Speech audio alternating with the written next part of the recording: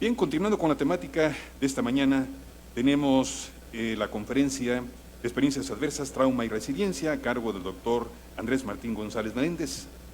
El doctor Andrés es médico cirujano partero por la Universidad de Guadalajara, coordinador de calidad y desarrollo de SALME, coordinador de estudios de investigación en la unidad VIH del Hospital Civil Fray Antonio Alcalde, fue esta actividad.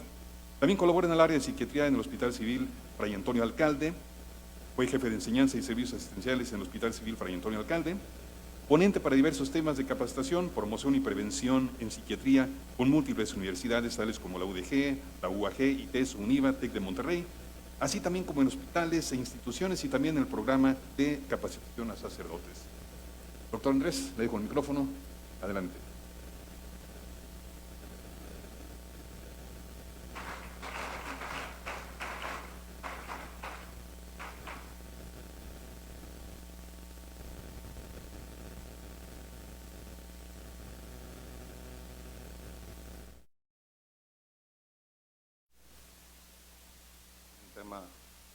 Donde la hospitalización con el tratamiento usual llegaba como a generar estos cambios en la resiliencia.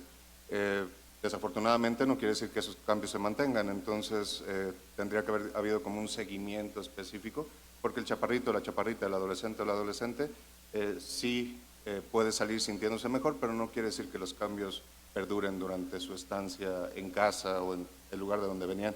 Pero básicamente por eso se me asigna lo que viene siendo el tema. Y vamos a ver estos temas que están aquí. En primera parte vamos a ver qué son esas experiencias adversas. Vamos a ver qué es trauma, aunque no nos vamos a meter demasiado porque pues todas las jornadas van a ser acerca de este tema. Y cómo se clasifica, cuáles pueden ser sus consecuencias. Después vamos a ver cuáles son o qué es lo que viene siendo la resiliencia y qué podemos hacer, tanto para aumentar la resiliencia específicamente, como para atender el trauma, que son las dos cosas que nos tocan ver el día de hoy. Con esto empezamos con nuestros objetivos y aquí es importante que las experiencias adversas son parte pues inevitable de la vida humana, hasta el hecho de que el día de hoy me haya levantado tarde y ándele, córrele que no alcanzo para llegar aquí al Congreso, puede funcionar como una experiencia adversa, pero no necesariamente eso quiere decir que se convierta en un trauma como tal. Quizás si son suficientes veces, pues uno ya lo empieza a pensar, pero en la mayoría de los casos una experiencia adversa, a menos que sea algo que afecte de manera vital, no nos va a llegar hasta este punto. Pero sí es importante que exista la posibilidad y tenemos que entender cómo cambian de las experiencias adversas hacia el trauma, reconociendo pues el daño que este puede ocasionar y cómo entre estas dos partes entra este concepto que se llama resiliencia, que es un concepto muchas veces complejo, muchas veces complicado de entender. Entonces, nuestro objetivo va a ser simple y sencillamente vincular las experiencias adversas del trauma y la resiliencia. Creo que es sencillo de pensar, es sencillo como de ver. Para eso vamos a hablar un poquito acerca de temas como lo que viene siendo la guerra. Es un tema como muy central y que tenemos aquí un especialista, el doctor Goran, que nos va a hablar mucho más acerca de este tema en específico, pero creo que es interesante utilizarlo como ejemplo. ¿Por qué? Bueno, es un conflicto que oficialmente inició el 24 de febrero, aunque sabemos que tiene desde 2014, desde antes, gestándose por momentos. El asunto es que, como pueden ver en las imágenes, inicialmente, estas son imágenes obtenidas del gobierno de Ucrania. Esta ciudad, uno ve la imagen y piensa, pues es como un quemadío, ¿no? Pero cada uno de esos puntos blancos es un edificio. Entonces, está devastado ciertas áreas específicas. Y eso es importante porque vamos a hablar un poquito acerca de ello. Vemos un ataque a esta ciudad en donde hubieron 16 muertes solamente en este ataque.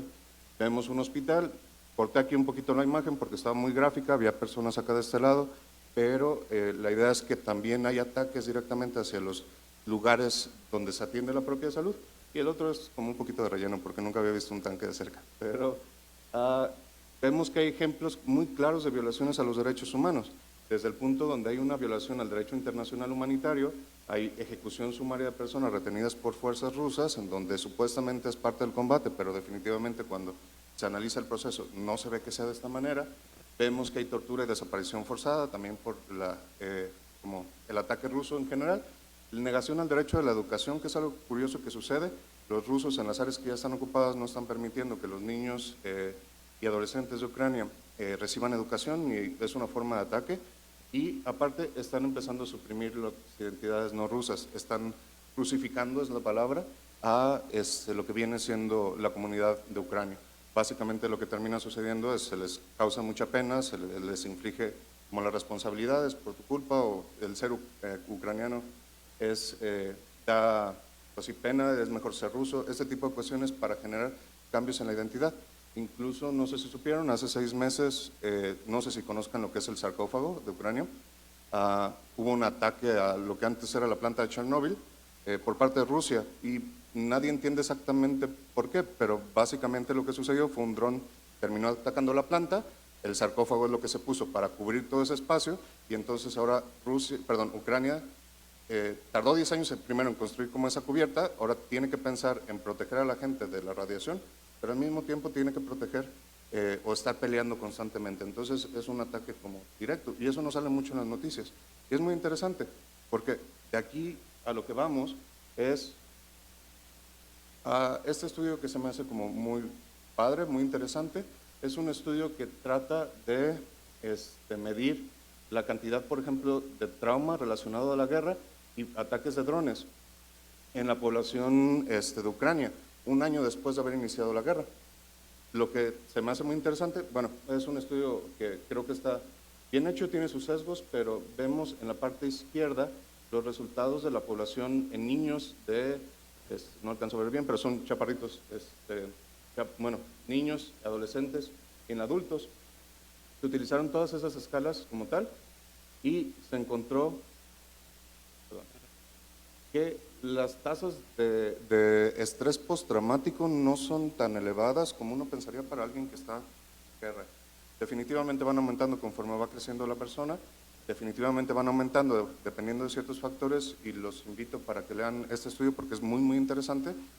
Básicamente, por ejemplo, dividen de los 2.307 ataques, si mal no recuerdo, de drones que hubo durante ese año, qué ciudades fueron las que fueron más atacadas y sí se vio que las ciudades que recibieron más del 5% de ataques, hay más tendencia, por ejemplo, a tener estrés postraumático, pero uno esperaría no necesariamente alrededor del 10, no necesariamente alrededor del 30%, uno esperaría mucho más en cantidad. Y la pregunta es, ¿por qué sucede esto? Porque si hay claramente un efecto en las personas, si las personas pierden mucho en este tipo de situaciones, ¿por qué no se desarrolla con el efecto adverso un estrés postraumático, un trauma? No sé si me doy a entender. Ahí es donde se mete como nuestro tema, ¿no? La resiliencia, porque justamente vemos que hay algunas cuestiones positivas. Gracias. Muy amable. A mí me gusta mucho moverme, soy bien tedachoso, entonces la idea es un poquito como ser más libres en ese sentido. Ya la gente de repente me conoce.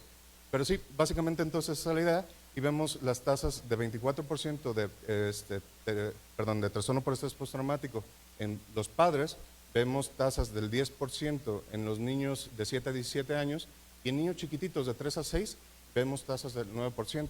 Nuevamente hay muchos sesgos que pueden estar apareciendo aquí, desde que el niño, por ejemplo, el chaparrito de 3 años no entienda cómo contestar la escala, el hecho de que las escalas muchas veces vienen de otras culturas y entonces la expresión del trauma también es diferente. Potencialmente hay la posibilidad de que sea un número más alto, pero es importante que no llegamos a ese 100%, aun cuando las personas que estuvieron expuestas, por ejemplo, a un evento traumático fueron de 45%. La tasa, hay algo que está sucediendo ahí, no sé si me debe entender.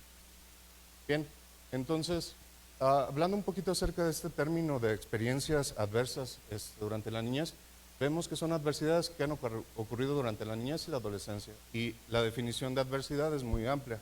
Puede ser temas específicos como el hambruna, pueden ser temas específicos como tener un padre, una madre violenta, puede ser el hecho de que no tengo suficiente dinero para tener el cobijo y la ropa necesaria, pero lo que me llama mucho la atención es que hay una prevalencia de entre el 12.5 y el 50% de prevalencia durante la vida en general en todo el mundo. Reino Unido, por ejemplo, pone una prevalencia aproximada de 45%. Aquí en México no hay muchos estudios de trastorno por estrés postraumático. De hecho, el último interesante o muy bien hecho fue de 2005, si mal no recuerdo. Entonces hay mucho espacio todavía para ver y conocer en la población mexicana. Pero vemos que por lo menos de manera global estamos más o menos en este como espacio entre el 12.5 y el 50%. ¿Y qué termina sucediendo con esto? Bueno, tenemos una experiencia adversa y esto desencadena en algo que llamamos cascadas del neurodesarrollo, donde estas experiencias adversas me alteran mi neurodesarrollo, eso me lleva a una disfunción social, emocional o cognitiva, luego eso hace que me tenga que adaptar con conductas de riesgo, lo que me impacta mi vida, me puede crear enfermedades metabólicas, de ahí incapacidad, problemas sociales y muchas veces muerte temprana. Y el problema es que son situaciones que muchas veces son prevenibles y no lo estamos haciendo. Lo que estamos tratando en muchas ocasiones es esto último, la muerte temprana, diabetes, hipertensión, etcétera. ¿Hasta aquí nos vamos a entender más o menos? ¿Sí? Bien. Es importante que esta clasificación de eventos adversos en la niñez viene de un estudio en específico. Es un estudio de Estados Unidos en donde este señor Felty hicieron muchas encuestas a adultos y después clasificaron el tipo de eventos adversos que sufrieron durante la niñez. Básicamente realizan una clasificación en dos grandes grupos, lo que viene siendo el abuso psicológico, físico y sexual y la disfunción en el hogar, ya sea que por abuso de sustancias, por enfermedad mental de alguno de los padres, de la violencia por parte de la madre, que esto es interesante porque se hace mucho énfasis en el tema materno. Ahorita vamos a platicar por qué se hace así ya, por lo menos en ese tiempo, ya ahorita se considera que es hacia las dos partes, y el comportamiento criminal en el hogar.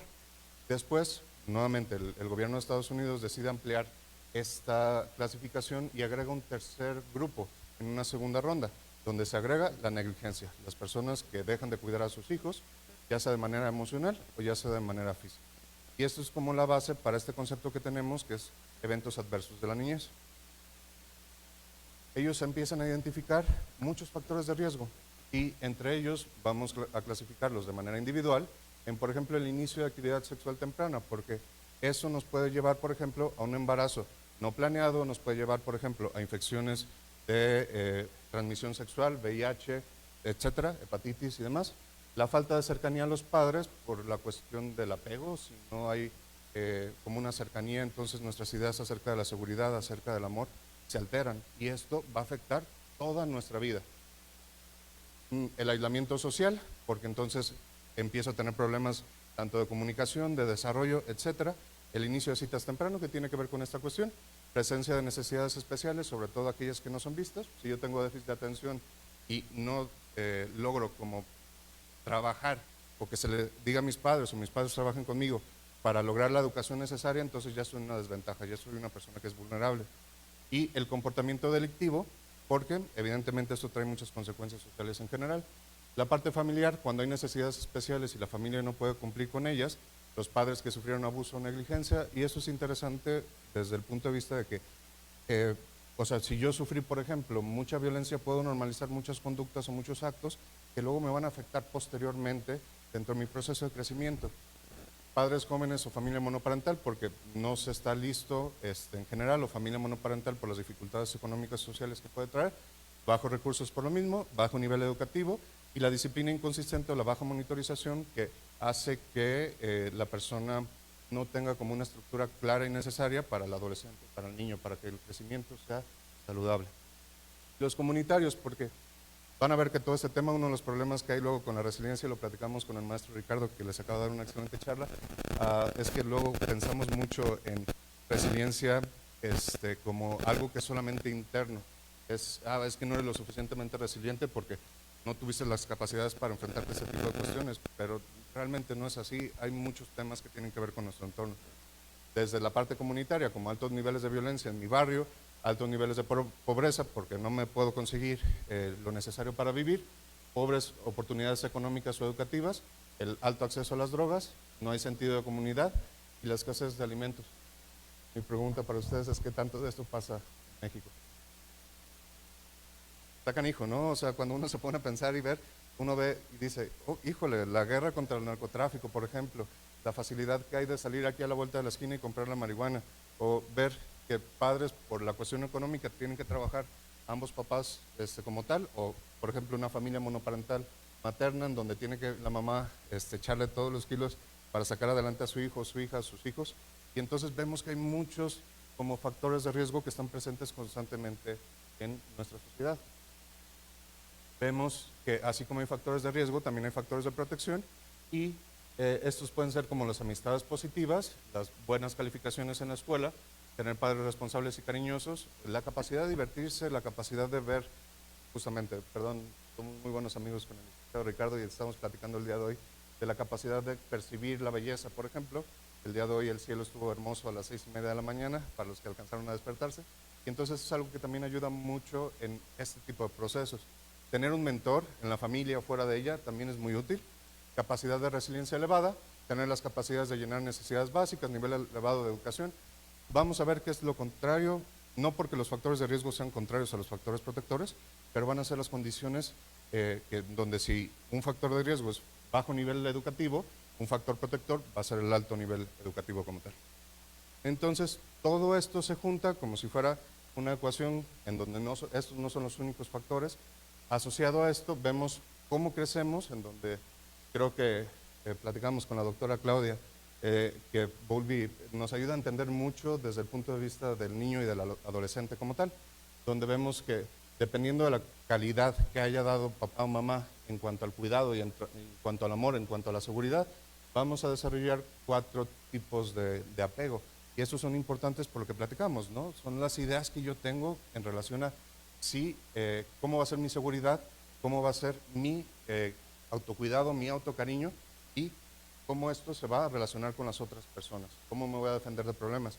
Eso termina siendo parte importante, solo un pedacito, pero de todos modos importante de lo que después se convierte en nuestra identidad. ¿Sale? Y Bowlby, perdón, es también quien mencionaba específicamente el lado del cuidado y la violencia de la mamá. Por eso es que al tomar Felchitis, mal no recuerdo, Estados Unidos, en base a este tipo de teorías, como el framework o el marco conceptual para el estudio, por eso es que decide poner como factor de riesgo el cuidado por parte de una madre violenta. Pero nuevamente sabemos que no nada más es por parte de madre, sabemos que también es por parte de padre.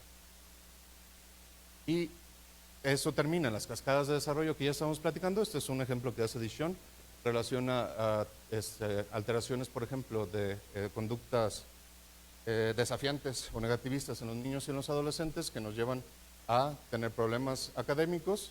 Una niña es muy reactiva con problemas de comportamiento antisocial, falla en la escuela y eso nos lleva hacia el proceso como de uso de drogas, de problemas sexuales, etc. Y ya la cascada específica que se tiene como para la cuestión de las experiencias en la niñez adversas es esta que tenemos aquí. Desde que todas nuestras personas traemos ciertos traumas generacionales. El ejemplo más claro quizás es la raza afrodescendiente, es un tema muy importante dentro de lo que viene siendo Estados Unidos, pero también es una población que es vulnerable y que también está presente aquí en México. Y ha habido situaciones en donde es claro que todavía tenemos que hacer y trabajar para lograr la protección de ese tipo de personas.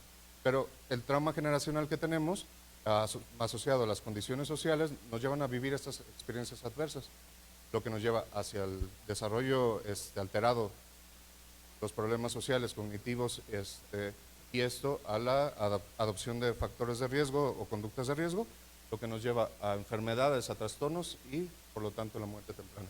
Así es básicamente cómo funciona. Entonces, el impacto que termina teniendo es enfermedades físicas, porque es algo que es interesante. Si yo desarrollo conductas, por ejemplo, en donde aumenta mucho mi locus de control y me quedo callado las cosas, entonces puede que una forma de expresarlo sea a través de la alimentación, a través de los atracones, a través de comer demasiado, lo que me puede llevar hacia obesidad, hacia diabetes, hacia no poder dormir, que también esto aumenta la parte de la salud, perdón, es un riesgo para la salud metabólica. Vemos que también se generan enfermedades mentales como depresión, ansiedad, el suicidio, trauma, las conductas de riesgo, sustancias, sexo sin protección y los problemas sociales. Básicamente lo que ya habíamos comentado. La pregunta aquí entonces se vuelve, si ya más o menos entendemos lo que es una experiencia adversa, entonces, ¿todos los eventos adversos terminan en trauma? No. Ahorita vamos a ver cómo sucede, pero es importante entonces que adversidad Es un término muy amplio. Hay una amplia gama de circunstancias o eventos que representan amenazas y que muchas veces el resultado es diverso. Puede desarrollarse un trauma como tal, pero también al mismo tiempo puede tener resultados positivos. Resiliencia, por ejemplo. Vemos que las experiencias adversas durante la niñez, este término completo es el utilizado por Felsiti en este estudio que duró entre 1995 y 1997, y ya el trauma es un posible resultado de la exposición a la adversidad, ya es una experiencia, un evento que supera la capacidad de un individuo para afrontarlo. Tiene consecuencias físicas, psicológicas y sociales. Y vamos a explicar un poquito así ya. ¿Qué termina sucediendo? Bueno, ¿cómo esto pasa de aquí a acá? Hay básicamente dos maneras. Sí, bueno, hay muchas más, pero podemos resumirlas en dos. Un evento tan grande que, por ejemplo, pone en riesgo nuestra vida o pone en riesgo nuestra identidad y deja consecuencias negativas que son crónicas, como si creáramos leyes o reglas de vida, o eventos que son tan constantes o a los que estamos expuestos de una manera continua que terminan después generando mucho estrés, y hay un evento más pequeño que termina generando ese trauma como tal. Esto, por ejemplo, puede ser abuso sexual, violencia intrafamiliar, el evento grande, o puede ser, por ejemplo, los militares que están expuestos a peleas constantes, que desarrollan ese trauma después de un evento final que termina presentándose toda la patología como tal. Es las maneras. Y entre esas dos habrá muchas formas de combinarlos, pero esas más o menos como resumen. Entonces, como médicos pensamos de esta manera. Pensamos en la definición, la epidemiología, nuestros factores de riesgo, la neurobiología y los síntomas clínicos, las consecuencias y el tratamiento, y eso es algo que vamos a tratar de hacer. Para eso ponemos una viñeta clínica porque, por lo menos desde mi perspectiva, es más fácil aprender utilizando historias a tratar de aprender con síntomas específicos. Tenemos el ejemplo de una paciente femenina que viene de una casa violenta con padre alcohólico, madre distante. Esto es más común el trauma en las mujeres. Muchas veces están expuestas a más situaciones, pero también la neurobiología de la mujer es diferente a la neurobiología del hombre, y entonces hay más tendencia, por ejemplo, en la internalización de síntomas, y esto a veces propicia el aparecer este tipo de cuestiones. Hay los factores de riesgo más comunes, que son todos los que ya hemos platicado.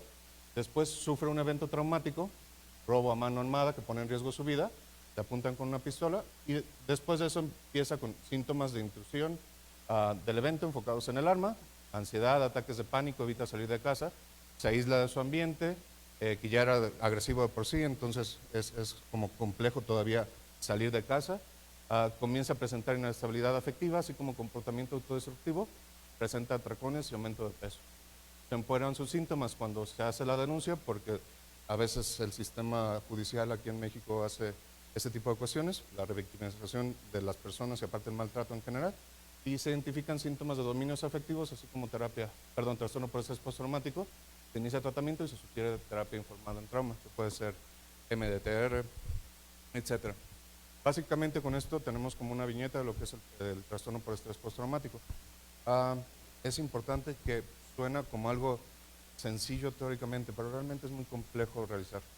Hay una aplicación que me gusta mucho que se llama Obsidian, no sé si alguna vez alguien lo haya utilizado, es una aplicación para investigación. Básicamente lo que hace es, yo puedo meter una nota, digamos, de depresión en el adulto, y luego meto una nota de depresión en el niño. Lo que hace el programa, no nomás es una aplicación de notas, junta, cada vez que yo utilizo la palabra depresión, las une en un nodo. Está pensado para buscar, para cuestiones de investigación en el sentido de que une ideas. Nuestro cerebro tiende a ser mucho así, porque en el momento, ok, sufro de un robo a mano armada, no nomás me voy a acordar de la pistola, no nomás me voy a acordar del cuchillo, me voy a acordar también de las características de la persona, de su cara. Voy a acordarme quizás de lo que estaba escuchando en ese momento, voy a acordarme de lo que había comido quizás unos momentos antes, de la situación alrededor de la vida en general. Y así como esta aplicación, de repente se empiezan a juntar recuerdos, se empiezan a aparecer en momentos donde, por ejemplo, si antes había comido un sándwich, que sé que es un ejemplo que puede ser como raro de presentar, pero antes de ese robo de mano armada, entonces quizás se me viene a la mente la próxima vez que como un sándwich. Es un disparador que puede ser posible. Le platicaba igual al licenciado Ricardo en su momento, que a mí me han robado 2 veces la camioneta aquí en Guadalajara. Mi familia le han robado una tercera. Y una de las cosas que sucedió en la segunda Hoy ya estaba preocupadísimo, estaba hablando con mi papá y después de haber hablado con la aseguradora, y lo primero que me pregunta es, ¿y la hielera? Y yo así como de, ¿cuál hielera? Me robaron el carro, pero bajaste la hielera, ¿por qué no bajaste la hielera? Y era como de, ¿y traías algo importante? No, pero era mi hielera, y era como de, y canijo, está difícil. Pregúntenme si le compré su hielera otra vez, porque luego la quería. Cada vez que era la mención de la hielera, era como, chales. Entonces son ese tipo de condiciones que terminan creando conexiones en nuestro cerebro. Básicamente esto termina haciendo que se refuercen los comportamientos, las memorias. Y es interesante, la gente que me conozca sabe que me gusta mucho la neurobiología, y no vamos a complicar demasiado aquí las situaciones. Necesito que nos fijemos sobre todo en lo que viene siendo la amígdala, una parte favorita del cerebro, es muy compleja, es muy interesante, pero también uno puede trabajar mucho con ello. Y la relación de la amígdala con lo que viene siendo el hipocampo y la corteza prefrontal. Para esto quiero que se imaginen, por ejemplo, no sé, estamos celebrando el aniversario con el novio, con la novia, y de repente se le olvida a la otra persona el aniversario. ¿Qué empieza a suceder? Bueno, yo tengo la opción de reaccionar, de procesar cómo es que sucede, ¿no? Y habrá personas que reaccionen sin hacer absolutamente nada. Habrá personas que simple y sencillamente se queden callados, y cada vez que nos lo encontramos, la carota de, ¿te acuerdas de lo que está pasando ahorita?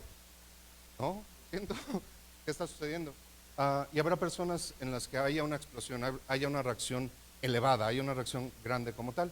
Lo mismo hace la amígdala. La amígdala reacciona, la amígdala procesa la información, la manda al hipocampo para guardarla como memorias, y esas memorias nos van a ayudar con el conjunto de experiencias que hemos tenido en nuestra vida a decidir qué es lo que vamos a hacer. Básicamente es lo que termina sucediendo. Tenemos un evento adverso, tenemos la situación, por ejemplo, del robo. ¿Qué sucede? Mi amígdala empieza a hiperactivarme, empieza a decirme, pon atención absolutamente a todo lo que está sucediendo porque tu vida corre peligro.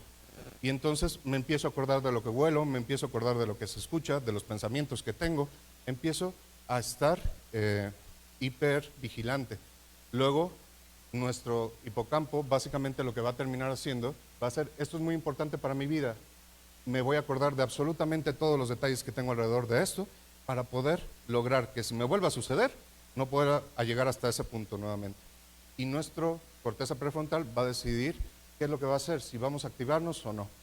Dependiendo si hay activación o no, podemos tener una hipermodulación o una hipomodulación, que esto básicamente lo que nos termina generando son, los síntomas, la intrusión por la activación con las memorias, la evitación persistente por la cuestión de la corteza prefrontal, la alteración cognitiva y del estado de ánimo por el proceso de estoy muy activo, estoy vigilando constantemente que no voy a perder mi vida, que me estoy protegiendo. Pues mucha noradrenalina, mucha paranoia y alteración de, pues, soy hipervigilante, no puedo poner atención, etcétera. Hay una alteración en la activación en general y la reactividad. Y esos son los síntomas más importantes del TED. Es importante que hay muchos tipos diferentes, los podemos clasificar en leve, ¿cómo se llama? Moderado, grave.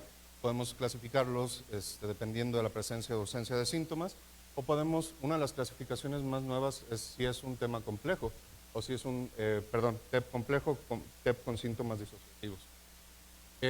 No sé qué tanto hayan conocido acerca de estos temas, el doctor Manuel da una muy buena plática acerca de esto, pero básicamente el TEP complejo tiene todos los síntomas pasados, más la presencia de irregulación, somatización, disociación, impulsividad y comportamientos autodestructivos.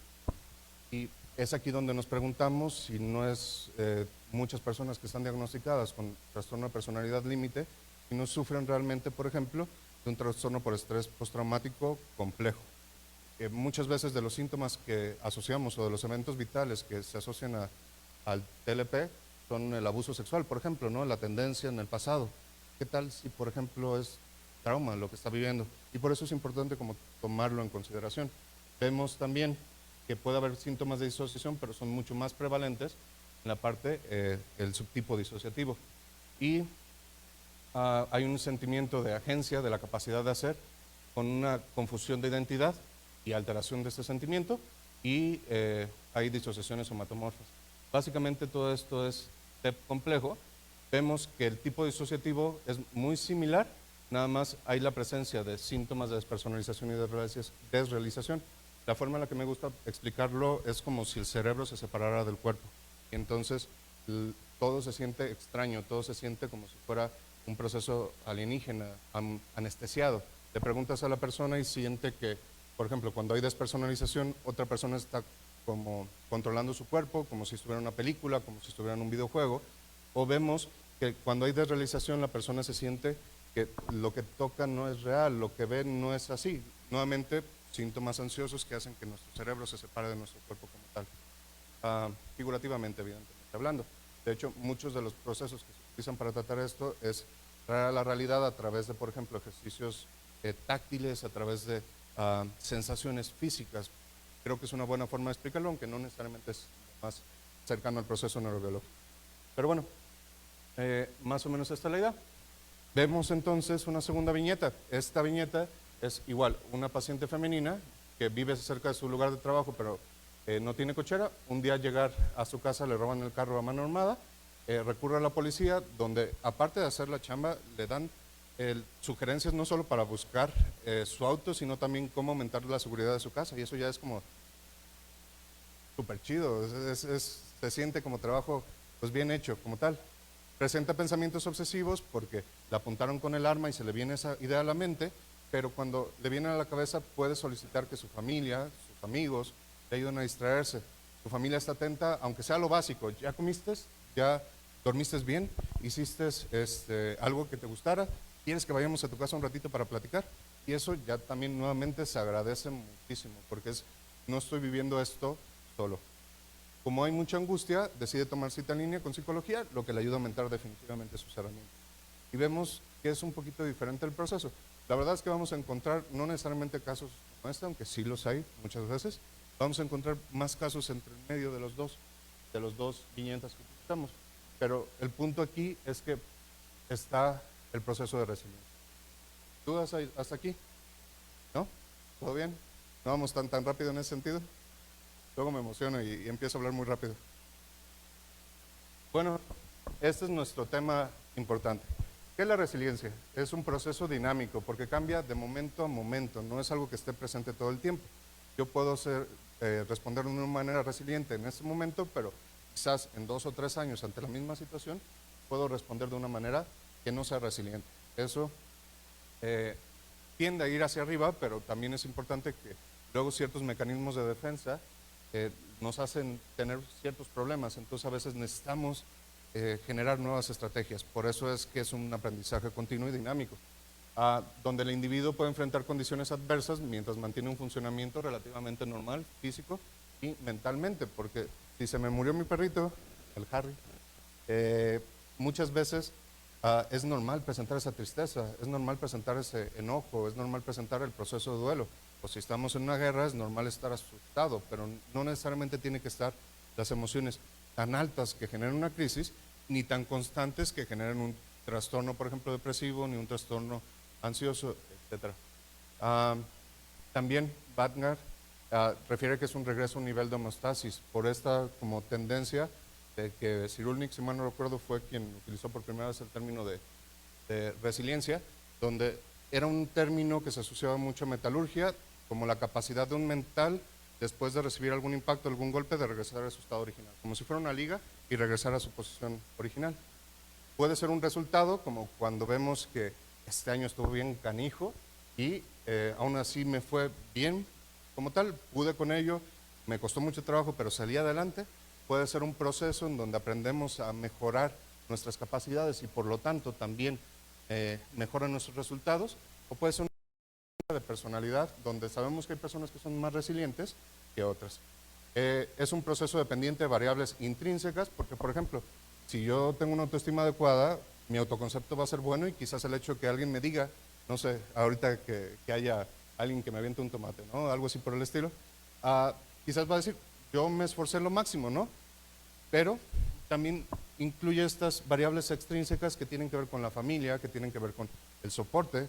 Lo platicamos, la vida a veces no se trata tanto de resultado ni de el viaje. A veces se trata mucho de las personas que nos acompañan. Entonces, estas personas, por ejemplo, funcionan también para apoyarme cuando lo necesito. Entonces, todo esto es resiliencia. Hay muchos modelos teóricos acerca de esto, es un proceso que ha ido cambiando, nuevamente dinámico, pero vemos que Norman Garmesi, que le dicen el abuelo de la resiliencia, menciona o tiene un modelo enfocado en factores como tal, factores protectores. Dentro del individuo, inteligencia, piensan en la inteligencia como la capacidad de adaptarse ante las situaciones. No puede haber inteligencia sin la capacidad de adaptación, es algo que es como importante y muy, muy relacionado. Y el carácter, el temperamento y la forma en la que nos enfrentamos ante las situaciones. El apoyo nuevamente de la familia y el apoyo de las instituciones externas.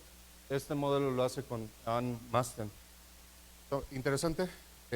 Después llega Bonanno y básicamente dice, ok, está todo muy padre, pero la resiliencia no nada más es los factores, porque para entenderlas tenemos que entender cómo es el funcionamiento de base de la persona. No podemos separar cómo va a responder una persona de cómo estaba funcionando antes, cuál era el punto de partida, las circunstancias que vienen para saber si es un evento grande, pequeño y qué tantos mecanismos de defensa hay, el ajuste post-adversidad, cómo fue su cambio y los predictores de resultados resilientes que tienden a ser qué tantos factores había. Entonces, a eso se agregan este tipo de cuestiones. Este artículo de 2015 es muy bueno, está muy, muy interesante.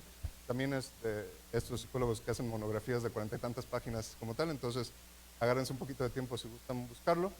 Después llega Lerner y Yehuda, donde aparte de lo que ya se está platicando, hay que tomar en cuenta el trauma intergeneracional y cómo vamos a llegar desde el punto de resiliencia, porque la resiliencia por sí sola no lleva a la sanación, es algo que está entre medio, pero ¿cómo le vamos a hacer para que las personas que vienen sanen? Viene Martin Teicher, que la verdad es que también este artículo y el que viene son muy interesantes. La resiliencia no va a ser nada más los factores protectores, no nada más va a ser el proceso, es el entendimiento de los mecanismos que disminuyen la vulnerabilidad.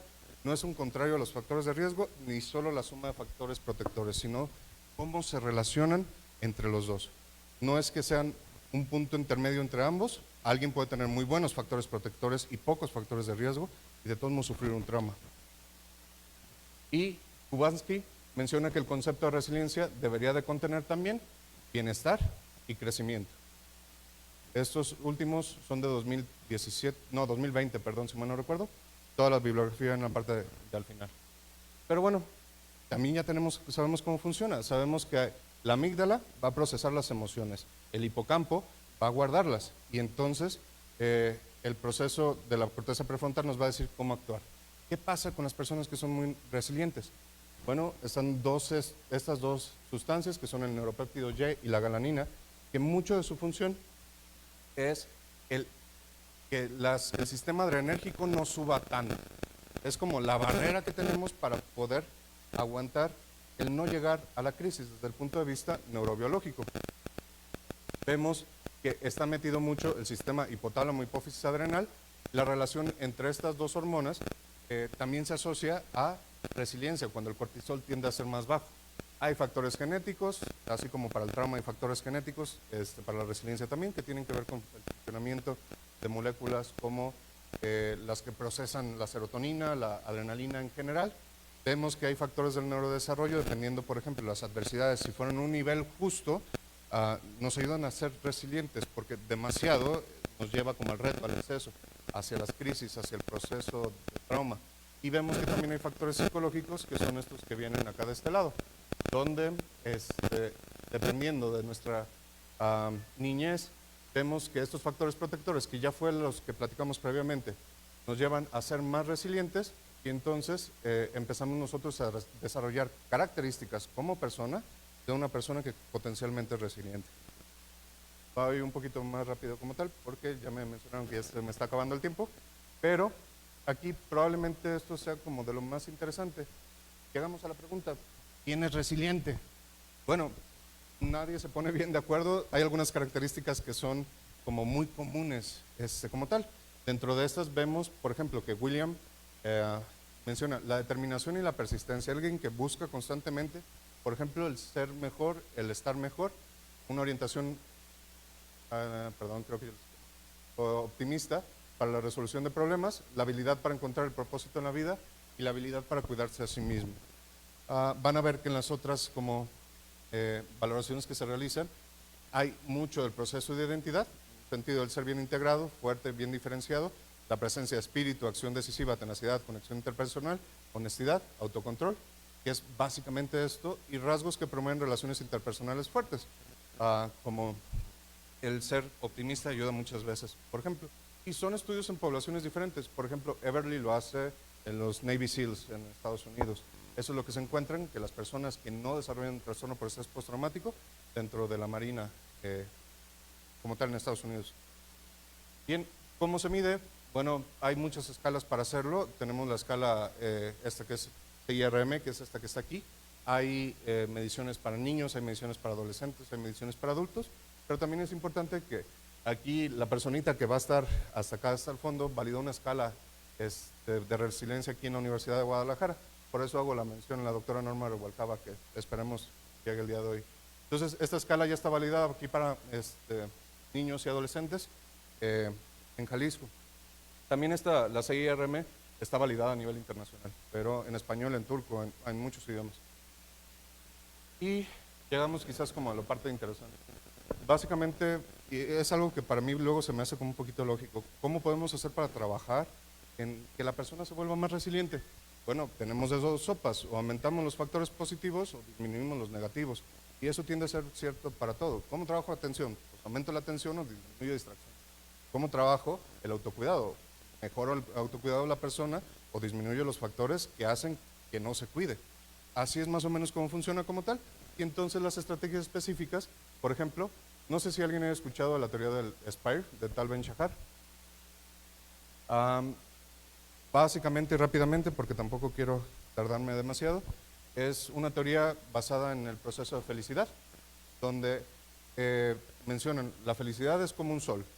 Al sol no lo podemos ver directamente, mejor trabajamos de una manera indirecta para llegar hasta él. Lo aprovechamos de manera que podamos, por ejemplo, sentir el calor que nos proporciona el sol, los colores, la luz, etc. Y entonces, SPIRE se refiere a trabajo de la espiritualidad, conexión con lo que nos gusta, conexión con mi cultura, con mi persona, con mis amigos, y para eso necesitamos acercarnos más, conectar. Luego está la P, que tiene que ver con la salud física, y si yo ya tengo diabetes, pues mi salud física máxima va a ser hacer ejercicio, tomarme mis medicamentos, acudir a las citas y tener una dieta saludable. Entonces tengo que trabajar para conseguir la mayor cantidad de salud física posible. Luego está la I, que tiene que ver con el reto, con la parte intelectual, que es, si el reto es demasiado, como por ejemplo, no sé, ahorita tengo un hermano que está haciendo guardias AB, quebrándose, ¿no? Es demasiado estar haciendo guardias AB, que eso es 36 horas de trabajo, 8 horas de descanso, 36 horas de trabajo, 8 horas de descanso. Entonces, eso es excesivo y nos lleva al burnout, nos lleva al cansancio, nos lleva a otro tipo de procesos. Mientras que muy poco reto, la vida se vuelve aburrida, la vida se vuelve cansada y entonces también puede ser agresivo en general. Vemos la R, que tiene que ver con las relaciones que tenemos y que sean saludables, y la E, que tiene que ver con toda la parte emocional. Entonces se trabaja con la persona, bueno, ¿por qué no trabajas ya que te sientes bien con el tratamiento, etcétera? Vamos viendo qué te hace falta mejorar para que tú todavía te sientas mejor. Es mejorar lo positivo. Y trabajo terapéutico sobre la disminución de factores de riesgo. Aquí un ejemplo que utilizo yo, que me gusta mucho, es el modelo de verbalizaciones resilientes de Dave Rothberg.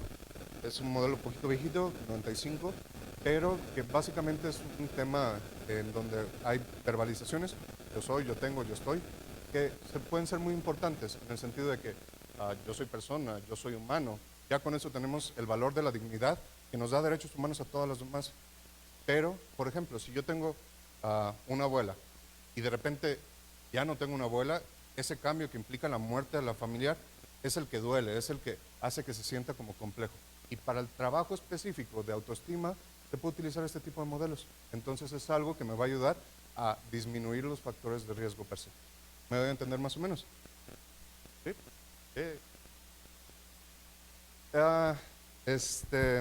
La Asociación Americana de Psicología nos da estas 10 recomendaciones para aumentar lo que viene siendo o construir resiliencia, que son parte de lo que ya platicamos. Mejora tus relaciones, tener amigos es bueno, es positivo, es saludable. Necesitamos amistades. No veas las crisis como problemas insuperables, porque luego eso nos lleva a entrar o perpetuar una crisis. No lo mencionó en su momento el maestro Ricardo, pero yo sé que lo tiene dentro de la ponencia, que cuando el dolor se vuelve intolerable, interminable, inescapable, es imposible como que con nuestros mecanismos de defensa logremos solventar una crisis. Muchas veces el trabajo terapéutico va a hacer que el dolor se vuelva escapable, aunque sea por un momento. Es parte de la atención en crisis en general. Aceptar que el cambio es parte de la vida. Si mi perrito se muere, es parte de que estar vivo, ¿no? Es parte del proceso de estar ahí. Luego, moverse acerca de las metas. Y esto pasa mucho ahorita, por lo menos en mi consulta se ve mucho esto de personas que tienen tantas cosas que hacer, y me ha pasado, la verdad, creo que todos, que se bloquean. Y es un proceso normal. A quien haya leído a la doctora Babette Rothschild, sabe que el proceso, por ejemplo, de hiperactivación va a terminar en que el cuerpo ponga el freno de mano, en bloquearnos específicamente porque no quiere sobrecargarse como tal. Pero luego eso nos ocasiona que no nos movamos a resolver lo que nos está causando estrés. Y entonces se vuelve esta paradoja que se puede ir alimentando por sí sola. Por eso una buena recomendación tiende a ser, muévete, haz lo que tengas que realizar para acercarte a tus metas. Vemos que hay que tomar decisiones activas y no esperar al momento perfecto. De hecho, el momento perfecto es cuando empezamos. De otra manera, vamos a perder tiempo. Pasa, pacientes que dicen, es que hace 5 años yo hubiera empezado y hubiera estado perfecto. Y pues, pero si no empiezas ahorita, 5 años es posible que te vuelva a suceder exactamente. Vemos que hay que buscar oportunidades para autodescubrimiento. Y eso es importante desde el punto de vista positivo, el divertirse, el ser aventureros, el buscar otras opciones, el conocer. Es por lo que a mucha gente le gusta viajar y desarrollar su propia persona. Vemos que hay que desarrollar una vista positiva hacia nosotros mismos. La regué. Pues sí, pero me pasé 20 horas haciendo la presentación. De verdad lo intenté. Entonces tengo que celebrar que de verdad lo estoy intentando. De otra manera, mi autoestima se va a caer y voy a tener como efectos hacia la depresión, hacia la ansiedad. Hay que tratar de mirar las situaciones en perspectiva, con el contexto necesario, mantenerse con la esperanza y por último, cuidarse a uno mismo. Esta es la penúltima de la presentación, creo que también es de las más importantes, porque recordamos, el objetivo es asociar adversidad a trauma, a resiliencia. Y entonces, esta es como mi respuesta.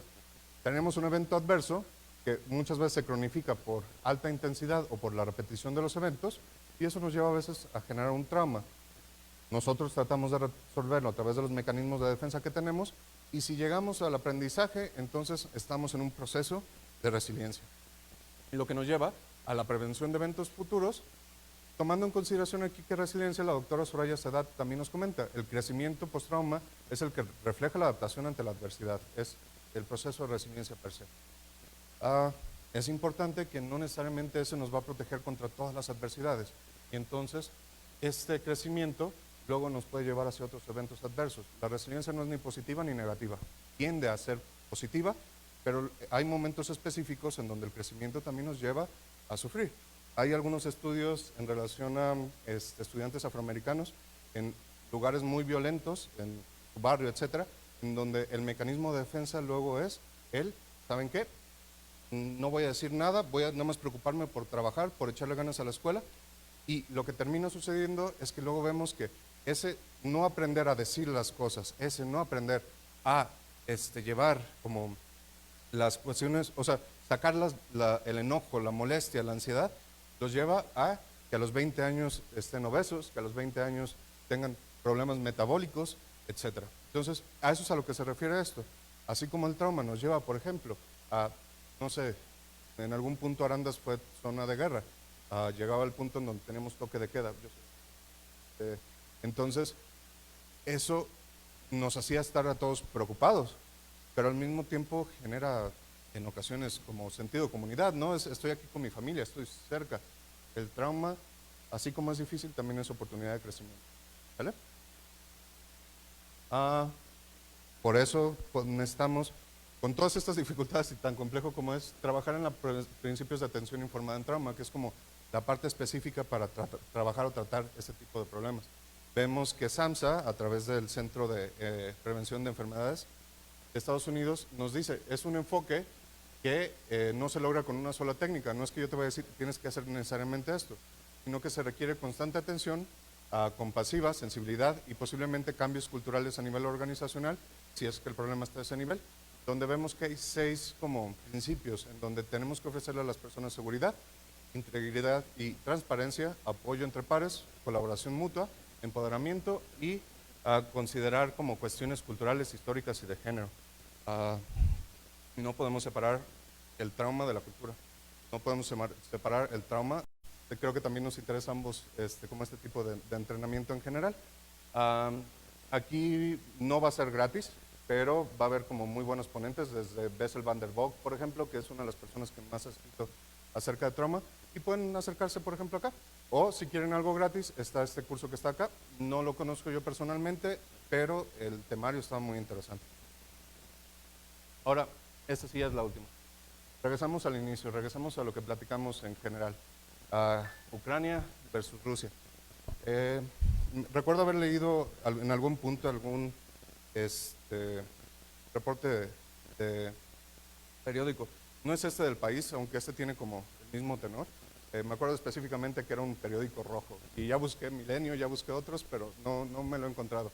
Pero lo interesante es, ¿qué está haciendo Ucrania para tratar de trabajar sobre la salud mental de los niños? Recordamos que las historias son importantes y entonces el hecho de que los niños de Ucrania les estén diciendo, hey, no eres víctima, eres un superviviente, eres un héroe, estás luchando por tu país, es parte importante. Cambia el concepto que hay entre culpa y pena. Culpa es accionable, pena solamente está ahí como una espinita que nos hace mella mucho hacia la parte de nuestra propia autoestima, nuestra propia identidad. ¿Qué es lo que puedo hacer para mejorar algo de lo que me siento responsable? Versus, no sirves para nada, no eres capaz. No sé si me da a entender la diferencia entre los dos. Y entonces, esto termina siendo lo necesario para resignificar el dolor y ser un sobreviviente, no tanto una víctima. Nuevamente, aquí todos tenemos nuestra historia y la recomendación es, hay que pensar nosotros de manera positiva, como si fuéramos los propios héroes de nuestra propia historia como tal. Gracias.